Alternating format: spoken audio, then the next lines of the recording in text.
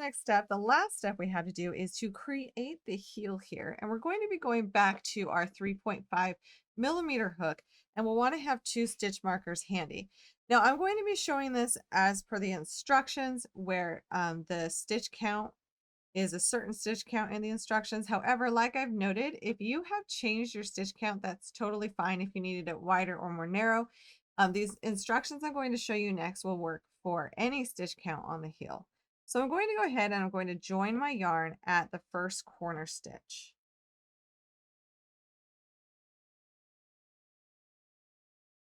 You can do so with a slip knot, tighten that down, and then go ahead and work that first stitch. Now I like to work across these stitches in split single crochet when possible, but for this first row you don't have to necessarily. Now your tail end, we may use that later because when we do the heel there will be some gaps and we can use our tail end to close those. Or I'm also going to show you a trick on how to minimize those holes on the sides of the heel as we work it. The next thing we will do is we're simply going to be working all the stitches around. So half the stitches are here and half the stitches are here.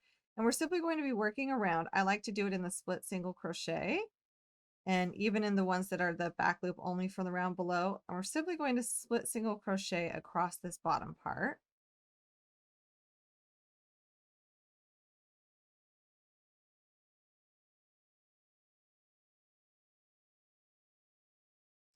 Now I've worked across the half the stitches on the bottom, and this is where our stitch markers are going to come in handy. We're going to mark the first stitch of the row, and we'll be using these 2 stitch markers the entire time. You'll see why. It's quite a simple way to decrease for the heel. And then the next stitch we work when we skip across here. So I worked the bottom ones, and now we're going to turn, and we're going to be working across these top stitches. And we'll go ahead and work that stitch and mark it. I'll be marking the first stitch on the top side here with a stitch marker. However, I want to just stop right here because if I were to work this, now you see that there's going to be a hole there. Not massive, we can weave it in later. Or if you want, here's a trick. Before working the first stitch over here, you can go ahead and pick up some stitches alongside this place where there's going to be a gap. So you can just yarn over and pull up a loop, insert the next little gap area, yarn over and pull up a loop. And I might do that one more time. I know it kind of seems like I'm doing it a lot. I've got a lot of loops on here. We are not increasing or decreasing. Just so you know right here, this is just a way to minimize that hole, but we're not changing our stitch count. So now I'm going to go into the very first stitch on this other side. I'm going to yarn over, pull up a loop, yarn over, pull through all the loops on the hook. What that does is it just minimizes the gap between the bottom part of the cuff and the top part. You don't have to do it that way, but if you want to minimize that hole right now and just kind of get ahead of that, you can feel free to do so. So now for the rest of this round, I'm simply going to be working the stitches from the other side of the cuff. And if you want split single crochet, I know this side's a bit harder where the stitches are upside down. You can always just work them in those loops as single crochet for this round if needed. And I'm going to finish off this round and I'll show you what I do with my very last stitch.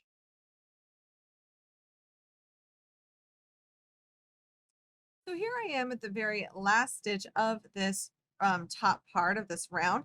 And once again, I can go ahead and work it and then start working in the first stitch of the next round, but it will create a hole. So if you want to minimize that hole there, this is where, once again, we would grab some loops from kind of the back side of the sock here, just indiscreetly along this edge to minimize any of those gaps that may happen before starting the next round. I didn't increase or decrease any stitches. I'm simply just picking up some of the stitches along the side there. Now we're ready for the next round. And this is where I love working the heel this way because you don't necessarily need to be counting your stitches every single round. So we'll start by moving the stitch marker, doing a split single crochet into the very first stitch. So we're working continuously. We're not slip stitching to join or anything like that. So this is a continuous thing just like down here. And we'll place our stitch marker back. And then we are going to do a split single crochet 2 together.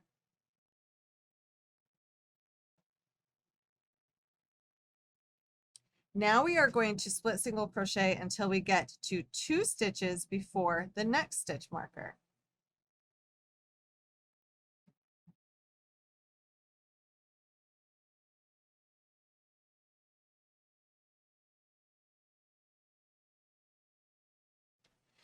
Now that I am 2 stitches before the next stitch marker, I'm going to do a single crochet 2 together, a split single crochet 2 together.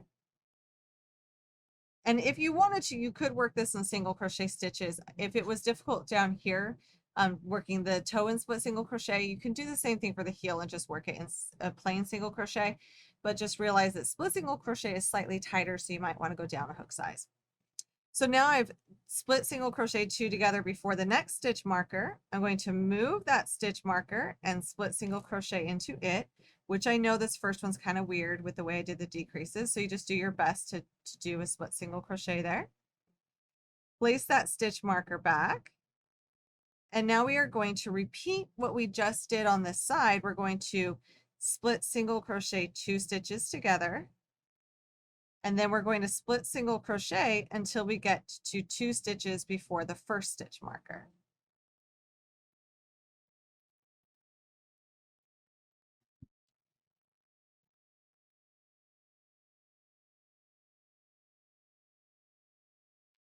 And now that I'm 2 stitches before the beginning of round marker, I'm going to go ahead and do a split single crochet 2 together to finish off that round. So we have decreased 4 stitches for that round, and we're going to be repeating that round again and again to create the heel.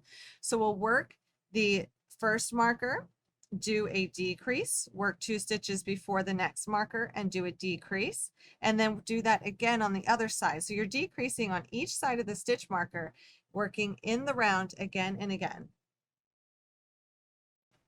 So we're going to work those decreases until you have about 6 to 10 stitches left, depending on how many stitches you started with. So when you get to about 6 to 10 stitches left, we're going to go ahead and finish it off. So keep on working that repeat in the round. So now that we've decreased to the point where we just have a few stitches left, we can go ahead and fasten off.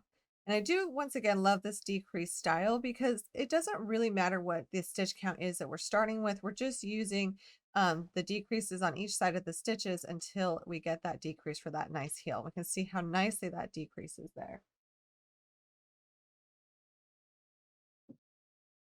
Now after fastening off, we can take our tapestry needle and we're going to close this opening. So now that we fastened off, we're going to take our tapestry needle and we are going to close this opening. I find the best way to do this is to loop through the front loop only of all the stitches around with our tapestry needle. So I'm just going to go through that front loop only for all the remaining stitches.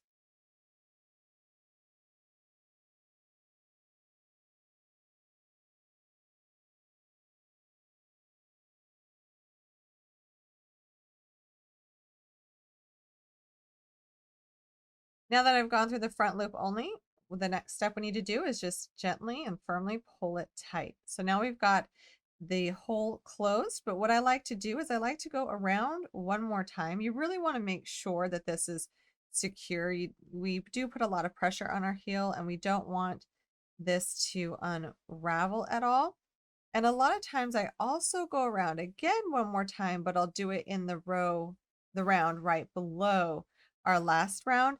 And that also helps decrease any gaps between the last round and the round right before it. And then you can weave in your end and fasten off.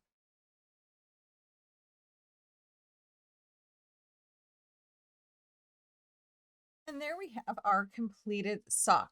You can go ahead and block it, and it does have a slight lean, so blocking will help take out that lean as well. But we've got this faux cable on the front that just looks fantastic, and it's still a sock that is cozy. The cabling faux does not add any bulkiness to the front, so it's really comfortable to wear, and you can even wear it inside of a shoe. So now you just go ahead and make a second one, and then really enjoy your new pair of crochet socks. Thank you so much for joining me. Be sure to hit that subscribe button and come back for some more fun projects soon.